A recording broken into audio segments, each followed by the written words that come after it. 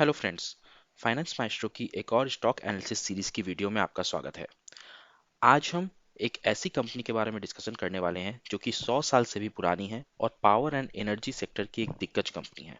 तो जिस कंपनी का आज हम डिस्कस करने वाले हैं उसका नाम है टाटा पावर। टाटा पावर 1911 में सर दोराबजी टाटा द्वारा स्थापित की गई थी और ये इंडिया की लार्जेस्ट इंटीग्रेटेड पावर कंपनी है। यानी कि ये पावर जनरेशन के साथ साथ उसके ट्रांसमिशन, डिस्ट्रीब्यूशन एंड ट्रेडिंग में भी बिजनेस करती है। ये कंपनी थर्मल पावर के साथ साथ रिन्यूएबल सोर्सेज से भी एनर्जी जनरेट करती है। अभी तक कंपनी ने 2200 से ज़्यादा electric vehicle charging point install कर दिए हैं और 11,300 से ज़्यादा सोलर पंप्स भी सेल कर दिया है। इस कंपनी का जो टोटल पावर जनरेशन कैपेसिटी है वो 13,515 मेगावाट है, जिसमें से 66% थर्मल जनरेशन है और 34% रिन्यूएबल सोर्सेज से पावर जनरेट किए जाते हैं। अगर हम टाटा पावर का रेवेन्यू ब्रेकअप देखेंगे तो वहाँ पे हमारा टोटल जो रेवेन्यू आता है उसका 65% करीबन ट्रांसमिशन एंड डिस्ट्रीब्यूशन से आता है। यानी कि पावर को सेल करके उसको दूर गांव दराज से शहरों में पहुंचा के यहाँ से जो बिजनेस हमारा जनरेट होता है वो 65% उसका टोटल बिजनेस का कंट्रीब्यूशन है। वहीं 17% बिजनेस उसका थर्मल पावर से आता है। थर्मल पावर यानी कि जो पावर हम लोग कोयला से या फिर कच्चे तेल के हेल्प से जनरेट करते हैं। वहीं 17% अभी फिलहाल रिन्यूएबल सोर्सेज से पावर जनरेशन से आता है।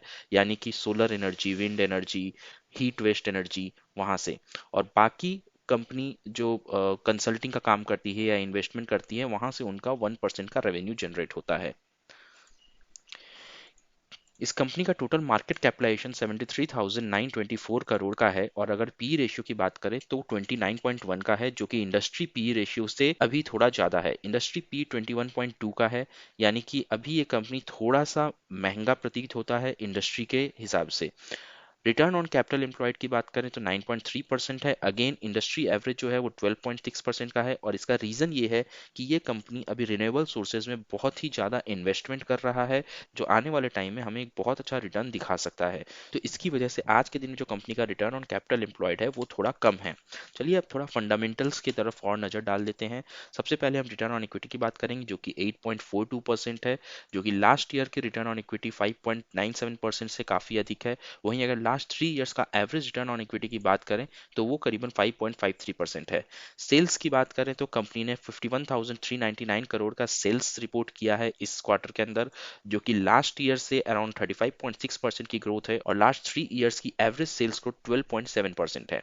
अगर हम नेट इनकम की बात करें तो यहाँ पे 2,543 करोड़ का इनकम कंपनी ने रिपोर्ट किया हुआ है, जो कि लास्ट ईयर से अराउंड 70.1% की प्रॉफिट ग्रोथ है और लास्ट 3 इयर्स से अराउंड 104% की प्रॉफिट ग्रोथ यहाँ पे कंपनी ने दिखाई है।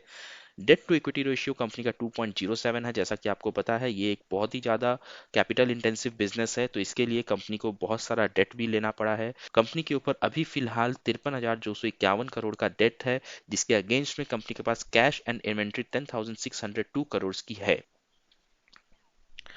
अगर हम कंपनी की फ्यूचर एस्पेक्ट्स के बारे में बात करेंगे तो 2030 तक कंपनी का एस्पिरेशन है 420 गीगावाट पावर जनरेट करने का, जिसमें से अभी तक कंपनी 102 गीगावाट पावर जनरेट कर रही है, जिसमें से 62 गीगावाट सोलर से और 40 गीगावाट विंड से जनरेट होता है।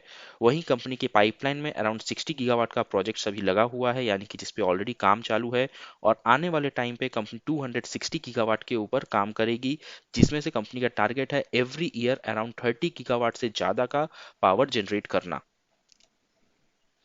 कंपनी का एस्पिरेशंस जो है वो काफ़ी हाई है, जैसा कि आप यहाँ पे स्क्रीन पे देख सकते हैं।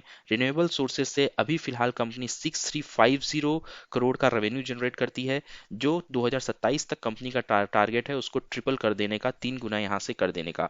वही रिन्यूएबल कैपेसिटी की बात करें तो अभी फिलहाल कंपनी की 5.5 गीगावाट कैपेसिटी है, जो कि कंपनी का एस्पिरेशन है 2027 तक मोर देन 20 गीगावाट का पावर कैपेसिटी कर देना फ्रॉम रिन्यूएबल सोर्सेज। यानी कि अगर रिन्यूएबल सोर्सेज से पावर ज़्यादा जनरेट होगा तो इससे हमारा पर्यावरण साफ रहेगा और साथ ही साथ यहाँ पे कंपनी भी बहुत ज़्यादा प्रॉफिट भी कमाएगी, because renewable sources is the cheapest source to generate the power. अगर हम सोलर रूफटॉप की रेवेन्यू का बात करें तो फिलहाल कंपनी 1500 करोड़ का रेवेन्यू अर्न करती है सोलर रूफटॉप से, जो 2027 तक 6 गुना बढ़ने का एक्सपेक्टेशन है। और सोलर वाटर पंप की बात करेंगे तो उसका अभी करंट रेवेन्यू 700 करोड़ का है, जो कि 2027 तक कंपनी ने 8 टाइम्स करने का टारगेट रखा हुआ है। ईवी चार्जिंग पॉइंट, जैसा कि आपको पहले से पता है कि टाटा पावर पूरे एक पर्टिकुलर टाटा ग्रुप के साथ एक इकोसिस्टम बनाना चाहती है, जिसके अंदर टाटा मोटर्स, टाटा एलेक्सी एक बहुत अच्छा रोल निभाने वाले हैं। टाटा मोटर्स गाड़ी बनाती है और इलेक्ट्रिक व्हीकल्स में अभी टाटा मोटर्स मार्केट लीडर है, और टाटा पावर वहाँ पे चार्जिंग पॉइंट्स लगा के टाटा मोटर्स को इलेक्ट्रिक व्हीकल को ज़्यादा सेल करने में सपोर्ट प्रोवाइड करती है। Not only Tata Motors, Tata power ने अभी टीवीएस मोटर्स के साथ भी एक कॉन्ट्रैक्ट साइन किया हुआ है, जहाँ पे वो टीवीएस मोटर्स के लिए भी पावर चार्जिंग स्टेशन इंस्टॉल करेगी। तो अभी तक फिलहाल कंपनी ने 2200 चार्जिंग पॉइंट्स ऑलरेडी इंस्टॉल कर दिया है, जो 2027 तक 9 टाइम्स करने का कंपनी का एक्सपेक्टेशन है। चलिए अब देख लेते हैं कंपनी के promoter holding and other holdings क्या बोलते हैं। तो करेंटली कंपनी के प्रोमोटर होल्डिंग्स कांस्टेंट है। लास्ट 1 ईयर से 46.86% की प्रोमोटर होल्डिंग कंटिन्यूसली कंपनी के ऊपर बनी हुई है। वहीं अगर हम म्यूचुअल फंड्स की बात करें तो म्यूचुअल फंड्स ने कंपनी के ऊपर अपने स्टेक्स काफ़ी ज़्यादा गिराए हैं। म्यूचुअल फंड्स फिलहाल 4.30% कंपनी के अंदर स्टेक होल्ड कर रहे हैं। लेकिन अगर हम लास्ट क्वार्टर के बेसिस पे देखेंगे तो यहाँ पे हमें म्यूचुअल फंड्स ने खरीदारी करते हुए दिखाई दे रहे हैं। यहाँ पे आप देखिए जून क्वार्टर में म्यूचुअल फंड्स की होल्डिंग 3.83% थी, जो कि इस क्वार्टर में 4.3% हो गई है, जो कि लास्ट क्वार्टर से करीबन आधा परसेंट की ग्रोथ है। अगर हम बात करेंगे रिटेल एंड अदर इन्वेस्टर्स, तो रिटेल इन्वेस्टर्स का जो होल्डिंग था वो अभी कांस्टेंट है लास्ट क्वार्टर के against, but over the time अगर हम देखेंगे तो यहाँ पे रिटेल होल्डिंग्स इंप्रूव हुई है। और जैसा कि आपको पता है कि अगर म्यूचुअल फंड्स ने स्टेक सेल किया होगा तो किसी न किसी ने खरीदा है, तो यहाँ पे वो खरीदार एक रिटेल है और दूसरा जो खरीदार है वो है फॉरेन इंस्टीट्यूशंस। अगर आप देखिए यहाँ पे फॉरेन इंस्टीट्यूशंस ने भी टाटा पावर के अंदर अपनी होल्डिंग बढ़ाई है लास्ट क्वार्टर से। तो ओवरऑल म्यूचुअल फंड को छोड़ के और प्रोमोटर होल्डिंग कांस्टेंट है, रिटेल ने और फॉरेन इंस्टीट्यूशंस ने टाटा पावर के अंदर अपनी होल्डिंग बढ़ाई है।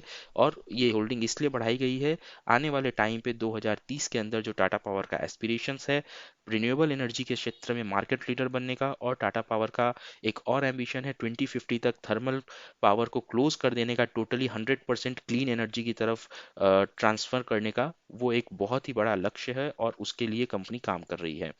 चलिए अब बात कर लेते हैं कंपनी के कुछ टेक्निकल्स के। यहाँ पे कंपनी अभी फिलहाल 230 के लेवल पे ट्रेड कर रही है। कंपनी अराउंड 200 डीएमए से कभी नीचे ट्रेड कर रही है, वहीं 50 डीएमए का सपोर्ट ले रही है।